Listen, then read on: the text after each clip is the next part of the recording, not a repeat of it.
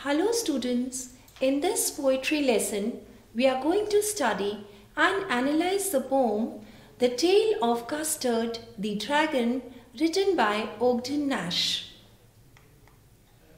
In this lesson we are going to appreciate the form of the poem, that is a ballad, the use of poetic devices like alliteration, simile, metaphor, poetic license, etc. that are used by the poet to enrich his creative writing. Also to understand and appreciate the aesthetic appeal that is employed in dealing with the universal subject matter, appearances are deceptive. The chapter is divided under the following subheads: brainstorming, introduction that reflects on the title of the poem as well, the points of explanation along with the literary devices employed in the different stanzas of the poem, followed by the theme, message and the rhyme scheme in the poem. The Tale of Custard the Dragon. As the title suggests, there is a sort of satire and a humor in it. A creature that is ferocious, fierce, brave, powerful and many more adjectives you can think of the moment you hear the word dragon is in a stark contrast to the dragon that is being described in this particular poem. The form of poem is a ballad which narrates the tale of heroism and courage of the pet dragon of Belinda. However, the tone of the ballad is a humorous one. Belinda lived in a little white house with a little black kitten and a little grey mouse and a little yellow dog and a little red dragon and a really truly little pet dragon. As you can see, students, there is a repetition of the consonant sound L in the first line of the stanza. Whenever a consonant sound is repeated in the adjacent words or the words that are closely linked, it is known as alliteration. It lends a musical quality to the poem.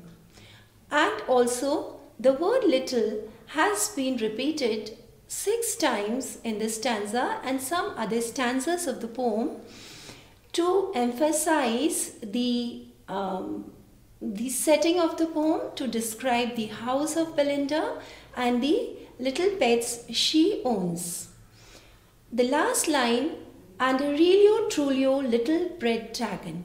As you can see, the words really and truly have been recoined, the spellings have been recoined by the poet in order to maintain a rhythm and lyrical quality in the poem.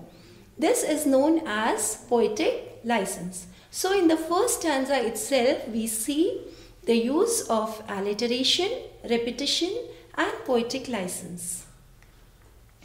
Now the name of the little black kitten was Ink, and the little grey mouse, she called him Blink, and the little yellow dog was as sharp as mustard, but the dragon was a coward and she called him Custard.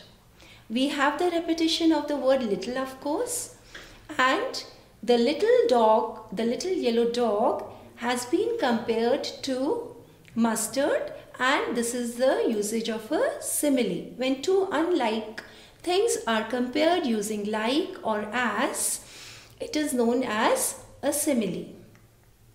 Custard the dragon had big sharp teeth and spikes on top of him and scales underneath, mouth like a fireplace, chimney for a nose, and really truly daggers on his toes. So the dragon Custard is a ferocious one. It has spikes on top of him and scales underneath. However, mouth like a fireplace is the use of a simile, and chimney for a nose, daggers on his toes are metaphoric expressions. Metaphor is a comparison of two different objects without the usage of like or as, and here one is substituted for the other directly. Again, we have the poetic license being employed in the usage of the words Relio and Trulio, where the poet has changed the spellings of really and truly. Belinda was as brave as a barrel full of bears, and Ink and Blink chased lions down the stairs. Mustard was as brave as a tiger in a rage, but Custard cried for a nice safe cage. I hope students you can pick out the simile, that is, as brave as a tiger in rage, as brave as a barrel full of bears.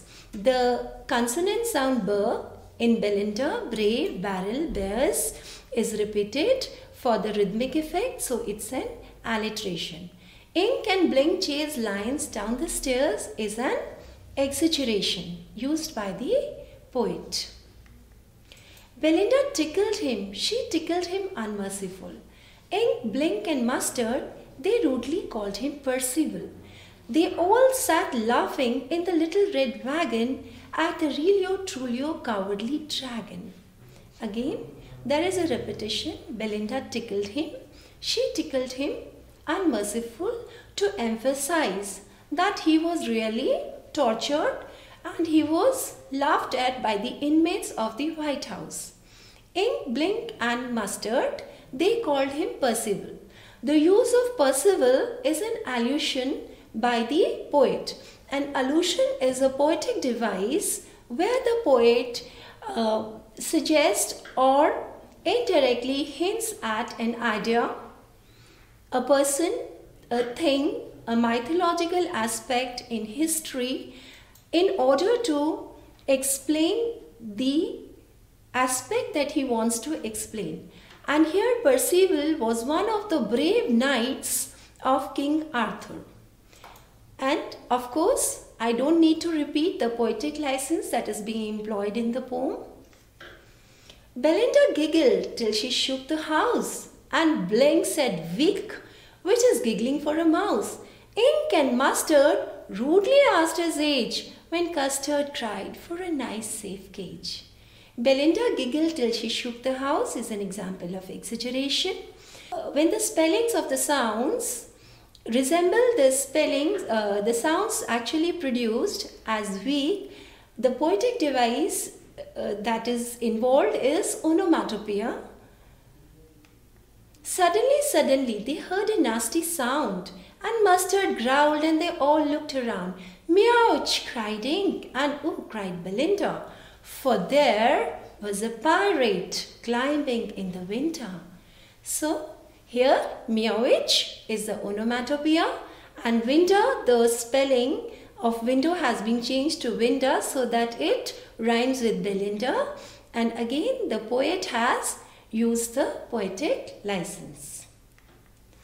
Pistol in his left hand, pistol in his right, and he held in his teeth a cutlass bright. His beard was black, one leg was wood. It was clear that the pirate meant no good. So, the pirate was a frightening and scary appearance, and he had come to harm the inmates of the house. Belinda paled and she cried, "Help, help!" But Mustard fled with a terrified yelp. Ink trickled down to the bottom of the household, and the little mouse blinked strategically mousehold. Here, the expression terrified yelp is a transferred epithet. A transferred epithet is a poetic device where the adjective that is used with the noun doesn't directly mean describing the noun that is being mentioned in the expression. Rather, it means the whole or the part. For example, in the line, "But Mustard fled with a terrified yelp." The yelp is not being described as terrified. The adjective terrified shifts to Mustard. It is Mustard who is terrified. So this is the employment of a transferred epithet. But up jumped Custard, snorting like an engine, clashed his tail like irons in a dungeon. With a clatter and a clank and a jangling squirm, he went at the pirate like a robin at a worm. So again, clatter, clank, jangling are the usage of onomatopoeia. These are the metallic sounds produced when the chains or metal objects are lashed against the floor or a wall. Snorting like an engine, like a robin at a worm, is the usage of a simile. The pirate gaped at Belinda's dragon and gulped some grog from his pocket flagon. He fired 2 bullets, but they didn't hit, and Custard gobbled him every bit. This display of bravery and courage by Custard was immense, and all the boasting that Ink, Blink, Mustard and Belinda had been doing to mock at Custard had now failed, at least temporarily, till they were frightened. Belinda embraced him, Mustard licked him, no one mourned for his pirate victim. Ink and Blink and Glee did gyrate around the dragon that ate the pirate. But presently up spoke little dog Mustard, I would have been twice as brave if I hadn't been flustered. And up spoke Ink, and up spoke Blink. We would have been 3 times as brave, we think, and Custard said, I quite agree that everybody is braver than me. And then these creatures who were frightened by the pirate and rushed to safe hideouts, they have just surfaced up and started boasting about their bravery. And the Custard, the dragon, who was a quiet and humble creature, he said that he agreed everybody was braver than him. Belinda still lives in her little white house with a little black kitten and her little grey mouse, and her little yellow dog, and her little red wagon, and her reallio trullio little pet dragon. Belinda is as brave as a barrel full of bears, and Ink and Blink chase lions down the stairs. Mustard is as brave as a tiger in a rage, but Custard keeps crying for a nice safe cage.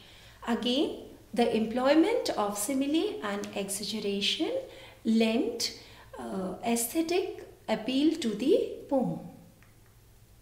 Coming up to the theme of the poem, Custard, who was considered to be a coward, displays immense courage and bravery when the pirate enters the house, and so it highlights that the appearances are deceptive.